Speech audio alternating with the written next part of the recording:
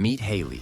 Looking for a career that was more hands-on, she found an opportunity to challenge herself and discover what she was capable of. I used to work at PetSmart as a dog trainer for 7 years. Now I work at Costco and I wanted to do more manual labor. So that's where I started looking into the trades, and the one that spoke out to me was welding because I think it's really, really cool and there's not a lot of women in the field. Ready to turn interest into a career, Haley enrolled in EVIT's adult welding program.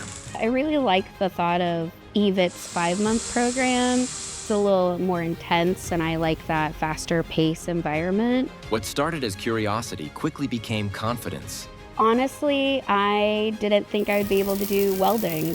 Now I'm here and I'm doing it, and everything that I keep progressing in and learning more of, I feel better and better every single day. I could see all the job offerings opening up in front of me, and then I did get accepted into the apprenticeship program, so that's another door that opened. I just feel really confident in being able to continue this and actually be able to do this. One decision led to new skills, new confidence, and a future built by hand.